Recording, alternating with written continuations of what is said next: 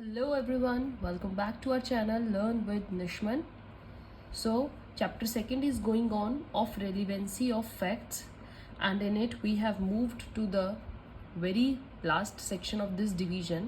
बच्चे जब हमने chapter 2 start किया था तो if you remember मैंने divisions बनाए थे, right? So your first division was about relevant facts, right? Relevancy of facts, and in it we covered section 5 to 16.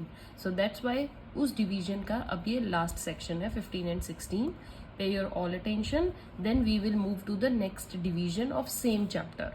Next division आपका हुआ एडमिशंस. बहुत इंपॉर्टेंट है, कोई भी वीडियो मिस नहीं करनी है. So let's start with section 15. Section 15 क्या कहता है बच्चे? All those facts which bear on question whether the act was accidental or intentional are relevant. Right देखिए हमारा जो सेक्शन 15 है वो लिटिल नैरोअर है एज कंपेयर टू सेक्शन 14 से अगर हम कंपेयर करें. ठीक है, सेक्शन 15 क्या कहता है? If a person commits an offence and says that it was accidental, right? So what facts to be proved that whether this act was accidental or intentional? जो facts किसी एक्ट को accidental या intentional prove कर दें, वो facts हमारे क्या हो जाते हैं? रेलिवेंट. समझ में आया बच्चे? अब if section 15 would not there then it would covered under section 14. हम सेक्शन 14 में कवर करते हैं. 14 अभी क्या कवर करता है? Facts which shows the existence of state of mind, body और बॉडीली फीलिंग. तो ये थोड़ा लिटिल वास्ट है, इसमें आप सब तरह की सिचुएशंस लेते हैं. But section 15 only covers the facts which you say या on which question arise whether they are accidental और इंटेंशनल. राइट बच्चे? There is a transaction of similar occurrences and the accused involved in all occurrences present act is part of such transaction. Right? So section 15 में हम क्या cover करते हैं? Only similar occurrences.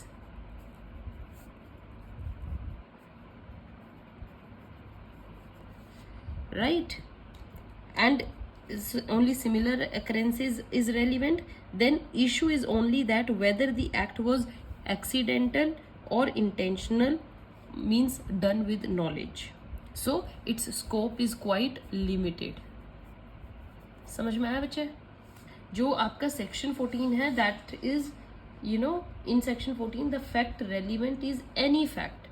ठीक है, हम इसमें any fact लेते हैं which goes on to show the state of mind and it is not limited only to the situation of accidental or intentional. Right? Rather it relates to any kind of state of mind. On the other hand बच्चे section जो 15 है it is related to only the cases of accidental or intentional or with knowledge, and the fact relevant is only existence of some similar occurrences is the part of same transaction. Right? मैं आपको example देती हूँ, ध्यान से देखिएगा. House है बच्चे, purchase किया है, फिर उसमें फायर लगी है एंड देन आप मनी क्लेम कर रही हैं. Right? Again same thing. This is transaction going on. So A says that fire जो लगी है वो accidental है, right? तो similar occurrences will show that fire was whether accidental or not. आपको occurrences देखनी पड़ेंगी, similar transaction देखनी पड़ेंगी कि पहले तो नहीं कभी ऐसा हुआ है, तब आप आंसर कर सकते हैं कि ये सेम ट्रांजेक्शन का पार्ट है कि नहीं है.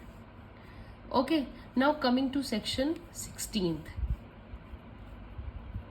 सेक्शन 16 क्या बात करता है बच्चे? It says whether existence of course of business when relevant. Right? Existence of course of business. एक बिजनेस जो चलता आ रहा है उसका जो कोर्स है वो कब रेलिवेंट होता है? राइट? कोर्स ऑफ बिजनेस यहाँ पर रेलिवेंट है. देयर इज पर्टिकुलर ट्रांजेक्शन जो होती है which normally takes place. Right? जैसे आप का एक रूटीन लगा लो, जैसे टीचर आती हैं क्लास में, राइट? रजिस्टर रखती हैं, अपना पढ़ाना शुरू करती हैं, then she goes to the staff room. तो एक ये रूटीन है, वो डेली स्कूल आती हैं, क्लास में आती हैं, पढ़ाती हैं और स्टाफ रूम में जाती हैं. राइट? सो आपका एक और एग्जाम्पल, लाइक आपने लेटर पोस्ट किया है, कोई, एंड आपने ड्यूली उस पर एड्रेस भी सही लिख दिया है, you posted it duly addressed, so no letter received from head office. अब हेड ऑफिस में कोई लेटर रिसीव नहीं होता जिसको आपने पोस्ट किया है।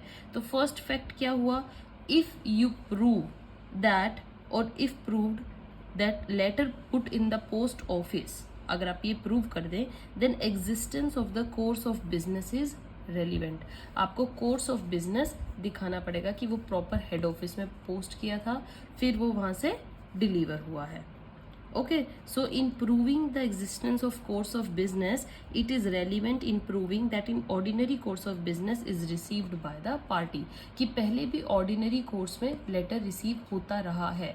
तो अगर आप ordinary course of business show कर देंगे तो वो relevant part है कि business ऐसे ही चलता है, right बच्चे। आपका एक example देखिए, टिफिन बॉक्स है kept outside the door।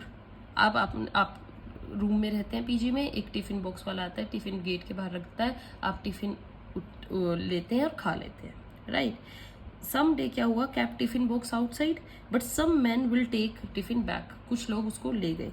So question here arise, did that man took tiffin box. तो आपको क्या बताना पड़ेगा, you have to give relevant existence of course of business. ये सेक्शन इस बात पे फोकस करता है। 16 जो सेक्शन है बच्चे, वो ये बताता है कि आपको सामने वाली पार्टी को या आपको कोर्ट में ये बताना पड़ेगा कि existence of course of business is there, daily routine यही है, टिफिन बॉक्स था, रखा जाता है, देन यू एट, देन वो रेलिवेंट फैक्ट को क्वेश्चन कोर्ट में राइज किया जाएगा, तब आप उस पर क्वेश्चन पुट कर सकते हैं। So this is about your section 15 and 16. Now your subdivision 1 is over, relevancy of facts. In next video we are going to start with admissions, very important in regard to the Evidence Act. Stay tuned. Till then, goodbye. Thank you.